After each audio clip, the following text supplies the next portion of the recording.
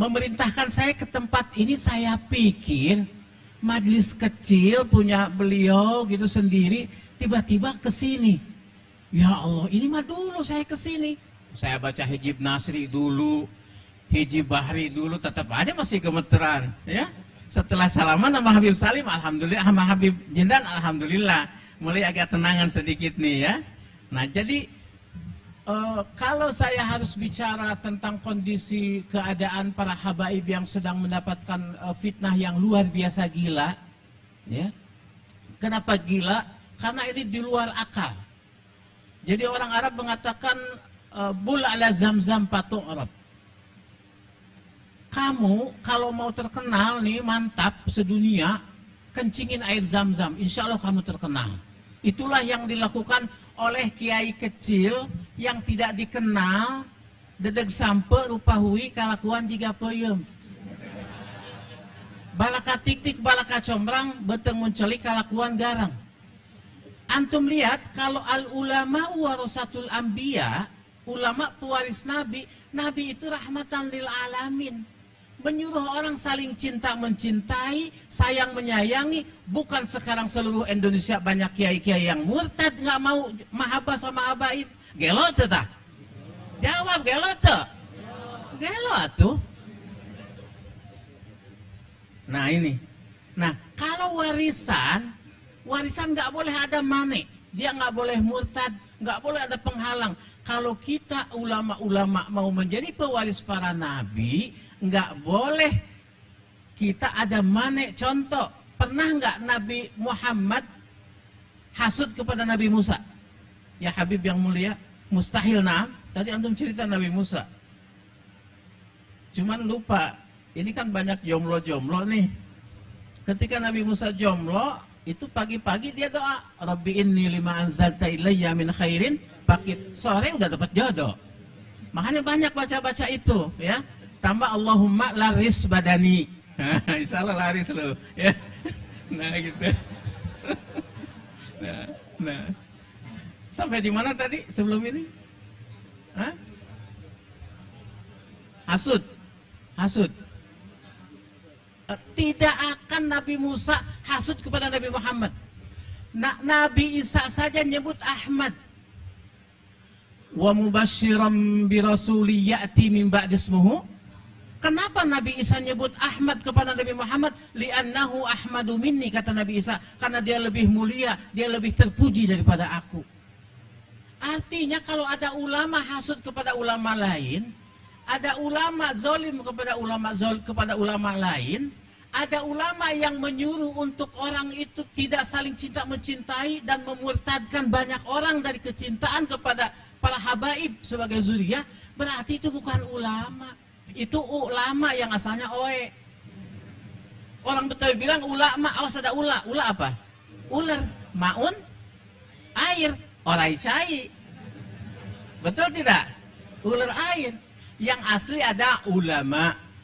Aliyin, latifun, malikun. Itu. Jadi kita Allah. Saya mau ngomong gimana? Orang saya aja orang melarat, begitu lulus pesantren, saya muazin di Habib Umar bin Hud al-Attas. Ketika malam Jumat belajar, karena Habib Umar azan harus bagus. Kalau ada azan jelek, ini azan buat orang mati katanya. Benar.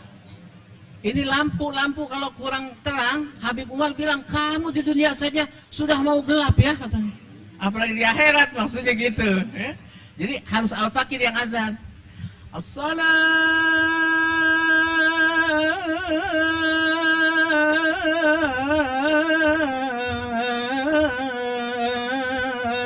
khairum minan naum. Tuh, kan gurih, bener nggak? Habaib itu yang bagus-bagus semuanya. Dengar ini, nih orangnya. Habaib itu yang dawir-dawir, enggak bohong. Mustahil habaib mendatangi satu rumah di kampung dimanapun kecuali orang itu mulia.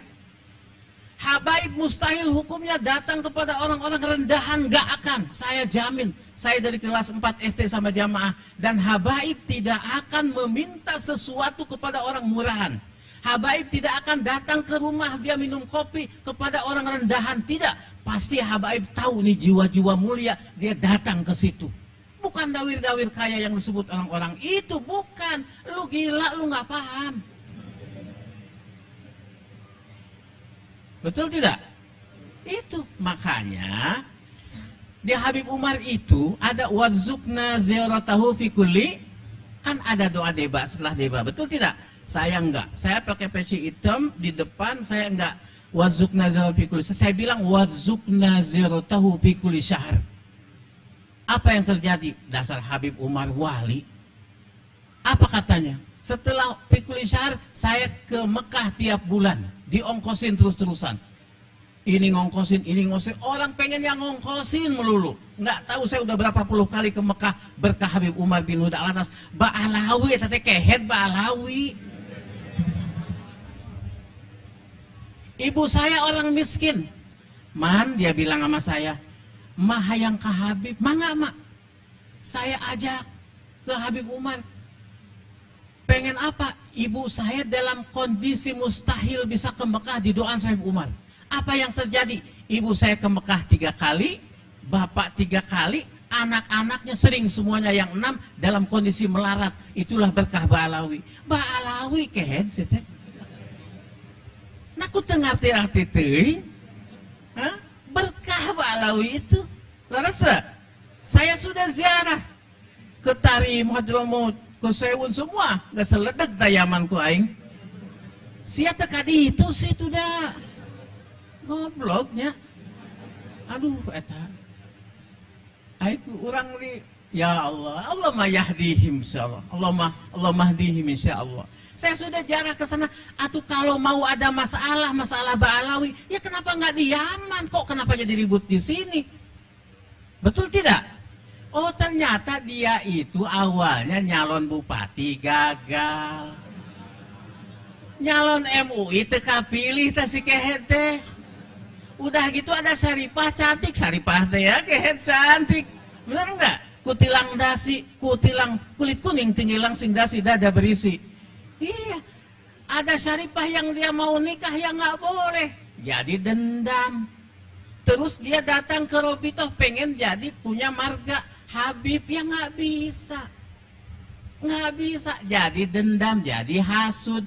Inilah hasud tingkat tinggi, di mana Imam Ghazali mengatakan hasud ada 3 strata. Yang pertama, berniat supaya itu nikmat yang ada pada dia hilang dan tidak berpindah kepada dirinya, karena dirinya juga ngaku nggak bakalan bisa.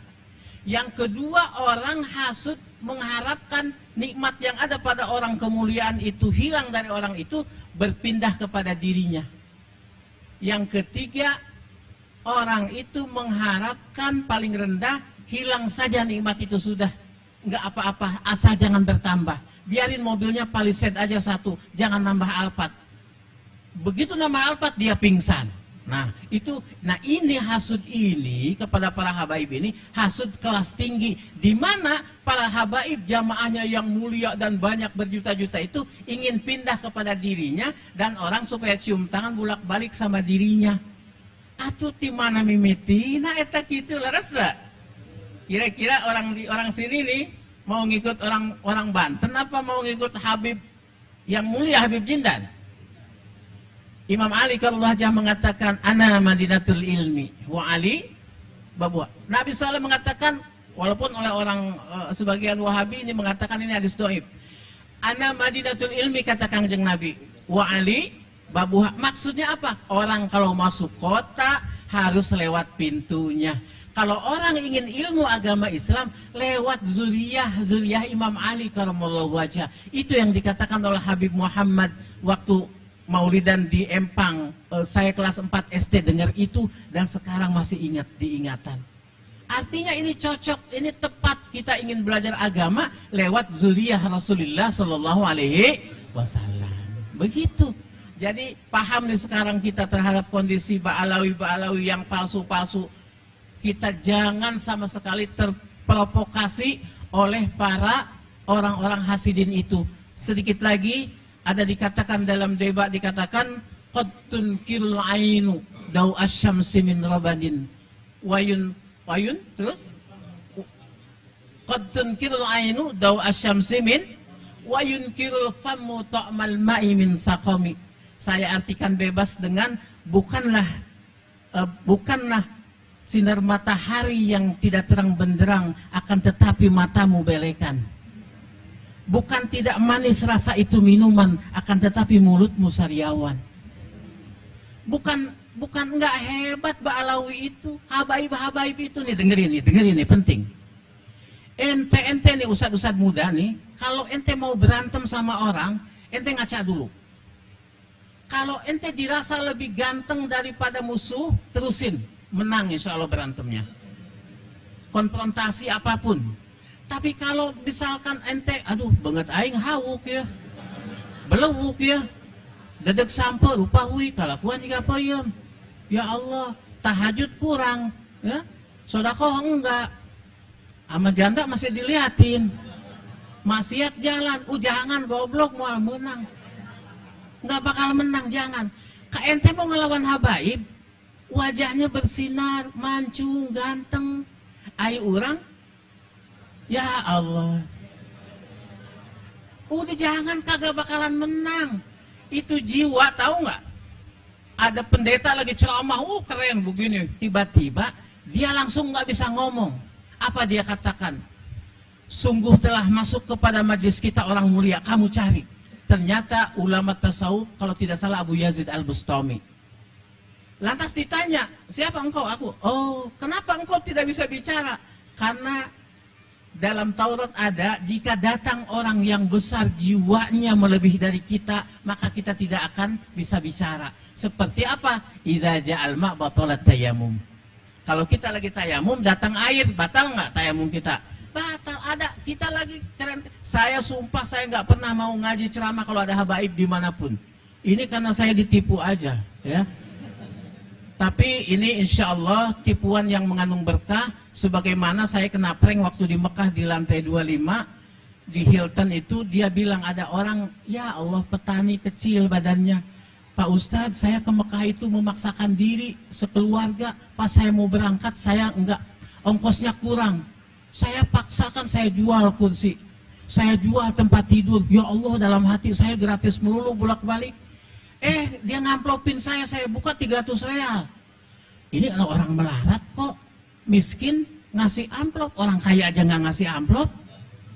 Saya tanya ke Pak Basir itu orang Cirebon siapa sih kok dia ke Mekahnya sampai ngejual kursi, ngejual tempat tidur, tapi dia ngamplopin. Lah iyalah dia punya toko mebel 4 katanya. Haram jadah ingat ibunya. Nah itulah. Inilah prank terindah dalam hidup saya, dan saya yakin ini berkah Ba'alawi. Saya khutbah di Masjid Atin, itu pun saya nggak bakalan, mustahil bisa masuk Masjid Atin, karena di situ yang khotib Profesor Dr. Kiai Haji, ada habaib beberapa itu juga profesor. Saya mustahil, tapi ada Habib Mustafa, sebab dialah saya bisa masuk Atin. Begitu malam Jumat saya jarah di Empang, ada Habib Uceng Al-Atas yang suka pakai peci hitam. Habib, maaf Habib, hapunten abdi enjing bade khutbah di Atin. Wih, ente keren, ente berkah. Enggak, Bib, saya bilang. Hah? Masjid Atin teh gede, ente tuh berkah kumaha? Atuh Bib, ai can nongkrong di Istiqlal mah enggak berkah, Bib. Hah? Ente pengen ke Istiqlal? Habib tuh lain, buka peci ente. Ini pecinya ini. Saya buka, diludahin sama dia. Tuh. 2 bulan kemudian saya diundang, suruh ngaji di Istiqlal. Oh gemeteran, saya gemeter orang nggak berkapasitas kok. Tapi saya yakin, ingat kepada ain tadi Allah Ta'ala. Kalau Habib menerangkan tadi yang mulia tentang ain, saya tentang napas. Dimana Syekh Ibnu Athaillah As-Sakandari mengatakan, ma min nafasin tubdihi illa walahu qadarun fika yumdihi. Tidak ada satu hembusan napas yang kau hirup, melainkan di dalamnya ada ketentuan takdir Tuhan untukmu. Tapi keke berkah Ba'alawi kene kehet sitenya laras. Jadi walhasil natijah kesimpulan, kita jangan jadi murtad dalam masalah mahabbah kepada para zuriyah Nabi yang mulia ini. Keutamaan yang nggak usah diterangin, kita sudah paham semuanya. Kita jadi batal kalau saya membahas masalah itu. Kan ini mah cerita saja. Yakin bahwa orang tua saya muhibin sama habaib, banyak tiap hari itu ada habaib padahal kondisinya melarat miskin. Apa yang terjadi? Anaknya 6 semuanya maju semuanya di bidang ilmu. Padahal orang tuanya nggak ada apa-apanya. Ke Mekah terus-terusan. Kemudian kuliahnya luar negeri semua yang laki-laki, berkah para habaib semuanya. Kalaulah tidak berkah doa para habaib itu, tentunya kita tidak akan menjadi apapun, dan saya yakin itu. Maka mudah-mudahan keberkahan ini, kocoran keberkahan ini sama kita semuanya yang duduk di majlis ini. Kita doakan Habib biar panjang umurnya. Ini kampung apa namanya Habib? Hah? Kampung Gaga, Naga, oh Larangan. Nah, kita doain Habib Jinan biar panjang umurnya. Orang saking panjangnya selarangan mati semua, tinggal Habib nanti. Wassalamualaikum warahmatullahi wabarakatuh.